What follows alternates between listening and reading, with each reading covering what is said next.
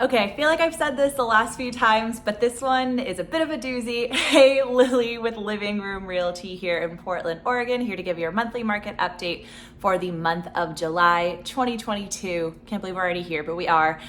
And yeah, as I alluded to, things have been a little interesting in the market as they have been for a while, but we have seen some dramatic shifts and I'm really looking forward to telling you about them. So we'll get right into it. So right off the bat, I'll let you know that we have been seeing, we talked about a shift happening last month. We're starting to see it in the numbers.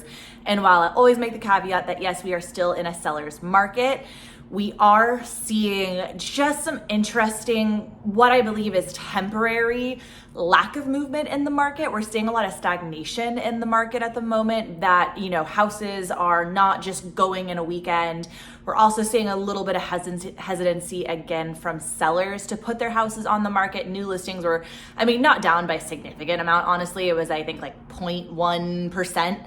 So, still we still had 4,295 homes go to the market, which, as I alluded to, and I think the last video or the one before that, in January, we were 1,500 homes or something of that nature. So we still have a lot more homes going to the market, but we are just seeing things start to slow down a tiny bit. Where we're seeing this also as well in the numbers is inventory of homes. We talk a lot about because it is a really important indicator of what's happening in the market. Inventory of homes is at 1.4 months, which is actually the highest we have seen it in 2 years. So it kind of feels like, we had the beginning of the pandemic, the market started getting hit. We had a good amount of inventory still. Then in, July of 2 years ago, we had, I believe, about 1.5 of inventory. And then from there, it just kept going down, down, down, up a little bit, down, down, down. And now we're back up to 1.4. So just about where we were at, about July of 2020. So cool to see that we're seeing a little bit of bump in inventory if you are a home buyer or a seller that is going to have to buy after you sell. Also, again, shows a little bit of that change in the market and where we're seeing that hesitancy, which I'm going to talk about here in a second. Mainly, where we're seeing that hesitancy. Obviously, if you are someone who is looking to buy or sell, you are probably aware of interest rates. Interest rates right now, have seen a pretty steep increase in the last few months here from about 5.5 to 6%. We did just see it go down about half a point back down to 5.5. So I think for a lot of home buyers, the reality is for some people, including some people I've been working with at looking at homes, it made it impossible for them to buy a home currently with the situation they're in. So definitely acknowledging that in some cases, it unfortunately took buyers out of the market, but also acknowledging, as we talk more about this, what's happening in the market. I will say, I think, especially if you're someone who's thinking of selling your house, I think people are going to start getting more used to the 5.5. Hopefully it won't go much higher than 5.5, 6%. There are some loan officers that'll say, yeah, it could get up to the 7s, maybe not too much higher than that. Some that'll say, maybe we can get back down to 4.5. Really just depends. If anybody tells you they know exactly what is going to happen, I wouldn't listen to them in the first place. So definitely, just telling you the information I have and what I'm hearing. Based on that, what I will say too is in terms of where the market is at currently. So yeah, homes are sitting, buyers are not as actively going and seeing properties. I've, talked to big agents in my office at Living Room who have tons of listings, and they're saying their single family home in a previously really hot area are sitting with only a few showings and they're not just automatically going over the weekend. So we are seeing this dramatic shift as interest rates continue to climb. But with that, we also have economic uncertainty, so that's another factor should plug in there as well. But one thing I want to point out that I've been talking to a lot of realtor friends about is we also are getting back to a seasonal market. So pre-pandemic, we had markets here in Portland, our, seasons are fairly temperate. So it's not somewhere like if you live in Arizona, I know realtors that they're like, we hardly work in the hottest months of the summer or show houses in those times because it's too hot to go out and look at properties. Or same thing in Missouri, I would assume, it's too snowy to go out in the winter so you can't show properties. For the most part, most of the time, we're still showing properties. But pre-pandemic, when everybody was, in the pandemic, everybody was sitting at home. They, for a good majority of people, luckily, still had some form of income, weren't going out and eating as much.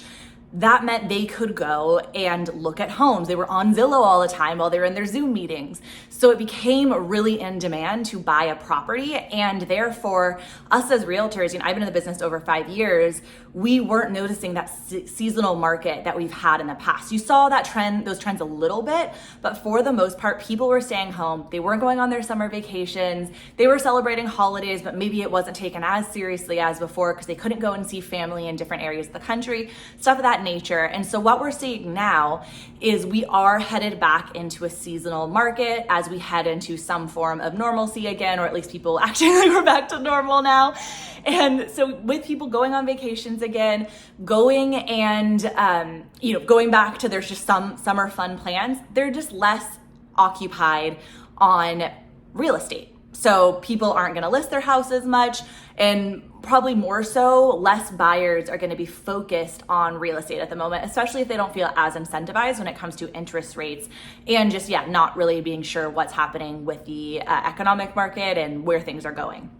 So I point that out as weirdly a positive, that if you are someone who is thinking of selling here soon, I don't want you to see the numbers I'm telling you right now, read the reports and worry, oh crap, did I completely miss my chance? Yes, it's becoming a little bit of a different market. If you are to sell your home now, it could take a week or two for you to get that offer. It might be 1 to 3 offers versus 7, just, no matter what condition your home is in. Also, I can do a whole nother video on this, but also, you're going to want to do a little bit more prep on your home because it's not just going to immediately sell, but you are still going to get a good price.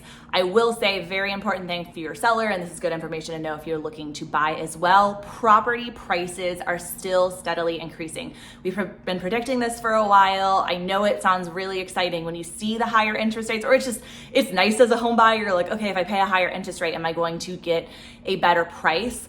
While you won't see giant price jumps, we are seeing prices steadily increase, if that makes sense. So if you go back to home sellers, if you are a potential home seller, it is good to know we are seeing those prices increase steadily. And right now we're at $618,000 as the average home price of a property in the Portland metro area.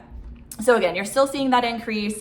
You're still seeing demand. Interesting enough, as I point out demand there, if you are a potential seller or even also a potential buyer, we are in the numbers now seeing that stagnation. We're starting to see that little bit of hesitancy because of rates.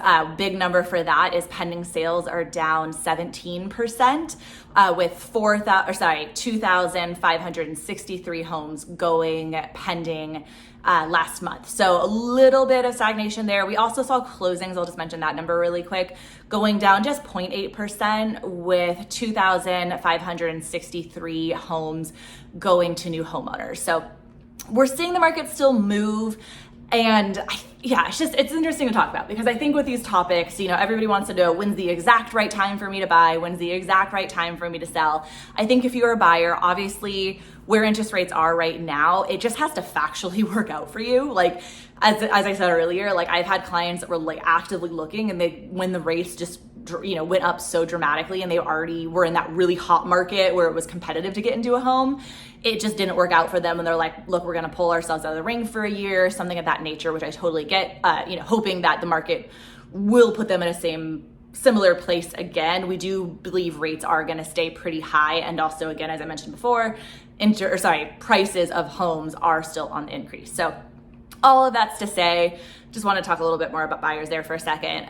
If you are looking to sell your house, if you are looking to buy your house, it is a interesting time to do it for sure, but really what it comes down to is what is your personal needs, your personal motives for buying or selling, and talking with a realtor like myself, talking with a loan officer, especially if you're on the buyer side or someone that needs to sell then buy, and making sure and seeing what's going to work with you, looking at the historic data, looking at what's going to be the best for you over time, because right now paying a 5.5 interest rate might be sucky, but I've been in the market for over 5 years.